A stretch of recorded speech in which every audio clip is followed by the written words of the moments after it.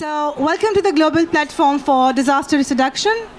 And we are happy to have you all here, and we are very enthusiastic to have your participation.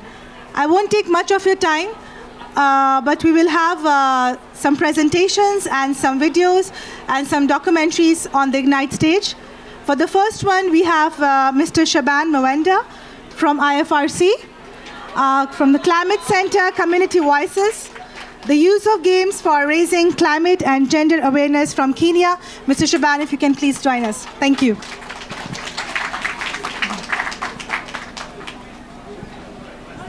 Okay, thank you very much. If you can hear me, clap once. If you can hear me, clap twice. You're welcome. Like they stated, my name is Shaban Mawanda. I work for the Red Cross Red Crescent Climate Center. We have very limited time, so I won't talk more about that, but we're a reference center of the Red Cross movement on climate change issues and how to deal with extreme weather events. So again, today we are very delighted to be here together with my colleague from Kenya Red Cross, Muli Elijah, to engage you and have a feel on how interactivity actually brings some bit of motivation to our community work. It's a great approach that we have used. So expect that I'll start right away by requesting all of you to stand up and get a partner, preferably somebody that you don't work with so much. Maybe you don't come from the same organization. Please, in 2 seconds, please. Are you ready? If you can hear me, clap once. Good, then that means you're ready. Okay, so we're going to do a practice round, and then we'll make it, actually, we're going to play a game called Snap Game, okay? And I'll request my colleague Bruno to come here to join me so that we can show you. And then I will want all of you to play this, okay? It's called the Snap Game. So imagine that you have a deck of cards which has got numbers 1 to 10, okay? And you're going to shuffle the cards like this, okay? You're going to shuffle the card maybe just 4 times and then open it, okay? And you have to shout the number that you have picked from 1 to 10. You remember, right? So I'll just practice with Bruno here. 2, 5, snap. So when you mention the same number, the first person to shout snap wins that game, okay? Can you try? 1, 2, 3, go.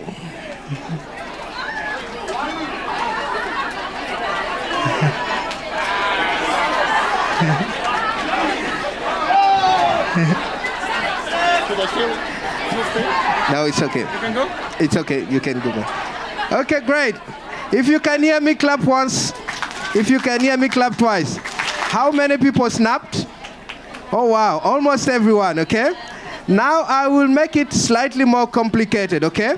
Now imagine that in that deck of cards, you actually have animals, okay? Any animals, okay? And now let me see how many of you can actually snap, okay? 1, 2, 3, go.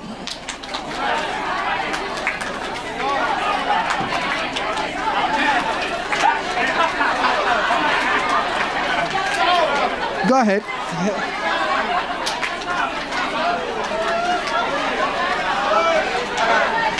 Okay. If you can hear me, clap once. If you can hear me, clap twice. How many of you snapped? Oh, the number is getting smaller now. Let me make it even more complicated, okay? We're here for the global platform on DRR, okay? Think about concepts related to disaster risk reduction. You remember when we started from an imaginary deck of 1 to 10? It was easy, okay? And now we went into animals, and some people were at home, think about domestic animals, cow, dog, and others were completely in the wild. Think about giraffe, elephant, and so on, okay? Now think about the concepts with disaster risk reduction, okay? And let's see if anybody of you can actually snap. 1, 2, 3, go.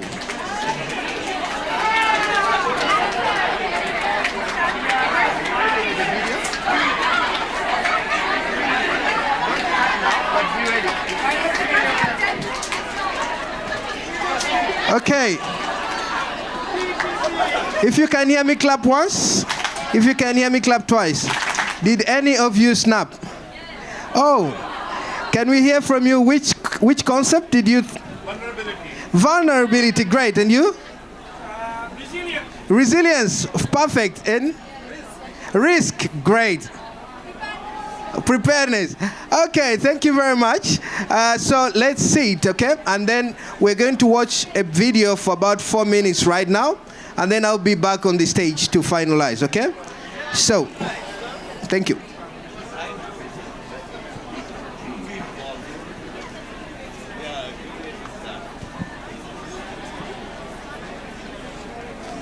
Red. Moving on well? Yeah. I was afraid of time, but If you have good rains, you plant maize and beans. If we have drought, you plant cassava. If we have too intense rain, it might be a good idea to plant rice. We know with certainty the climate is changing. That information needs to become decisions, needs to become action.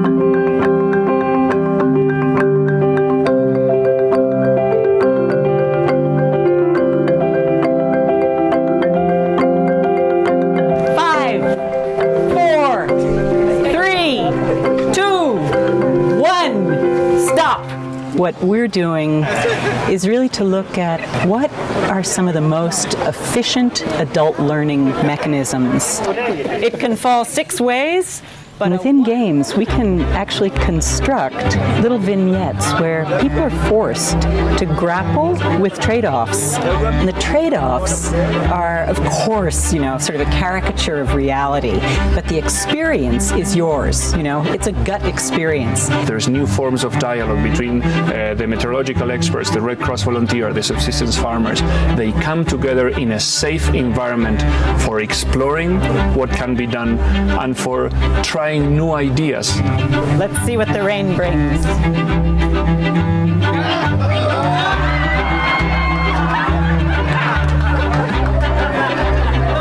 It's serious fun. You can see everybody's mind is at work. They're cranking the numbers, they're estimating risk, they're making choices.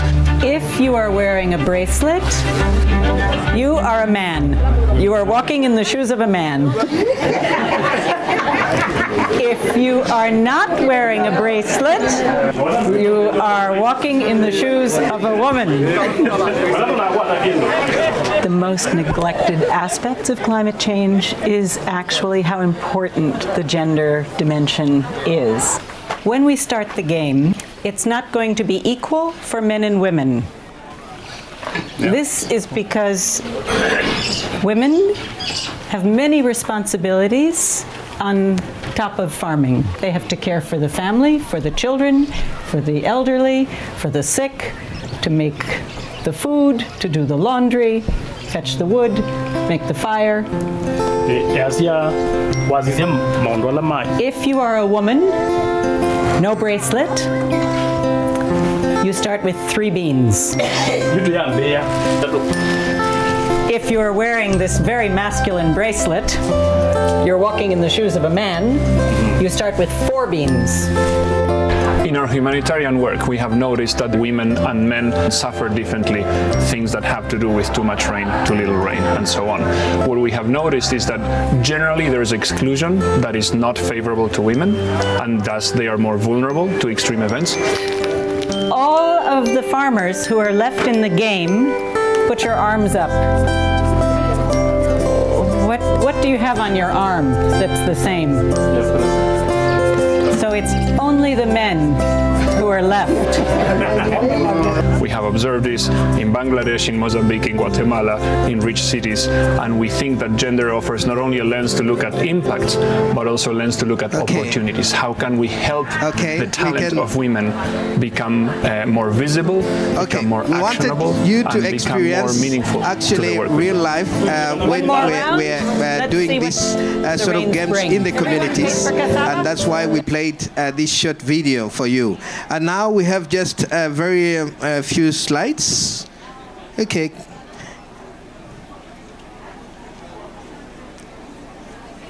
Okay, we call this the serious games, okay? It's an approach that we have embedded in our community programs, but not just in community programs. We have actually used this approach when we are having trainings, like the slides will suggest. Okay, great. Oh, this is not working. Okay.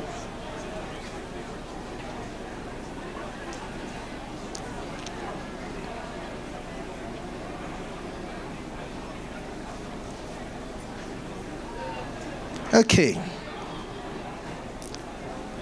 It's not working. It's fine. You can move from there. Okay, next slide.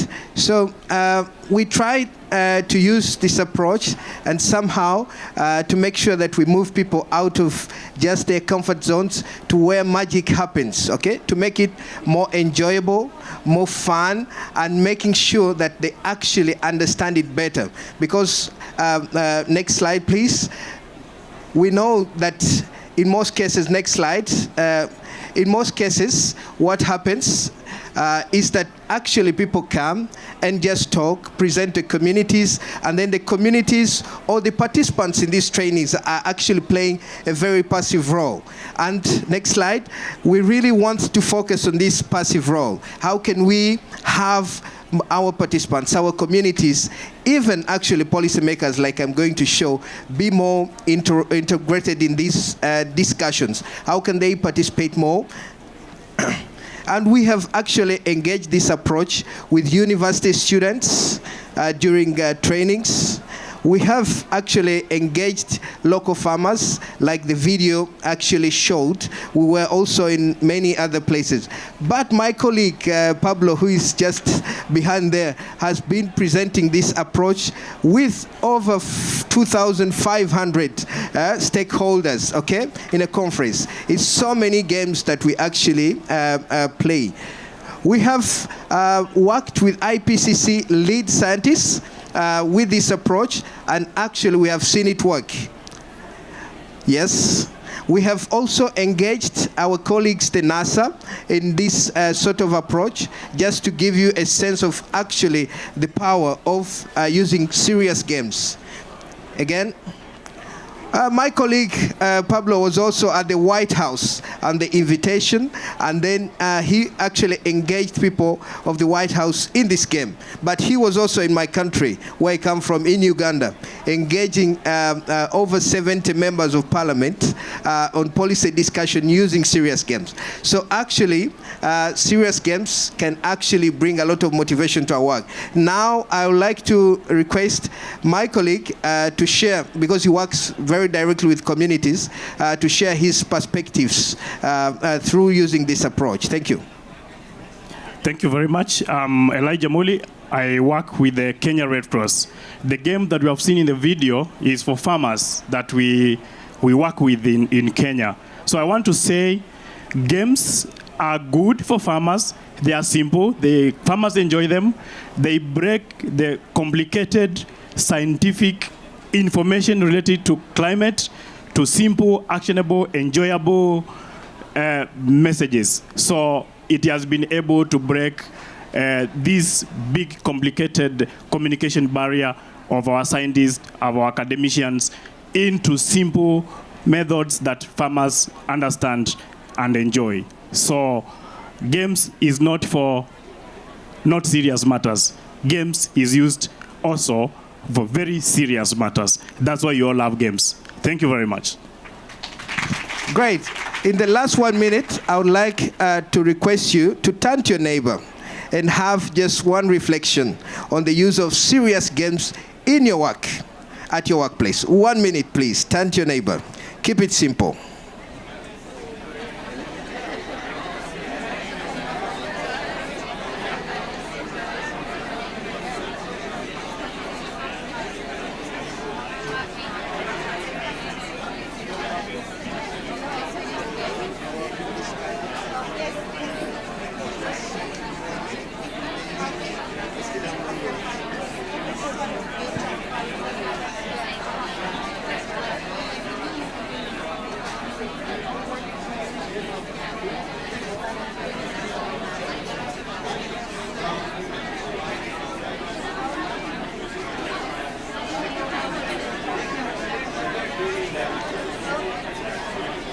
Okay. If you can hear me, clap once. If you can hear me, clap twice. Great. Just one volunteer to give us 30 seconds of your reflection. One volunteer, because we don't have time. Okay. Where do you find some of these games? Yes, please feel free to visit our Climate Center website, www.climatecenter.org. And you can also contact any of my colleagues from the Red Cross. I can also give you my card. Okay. Thank you very much. Time is not on our side. It was really great engaging you. We're a very perfect audience. Thank you very much. Asante sana.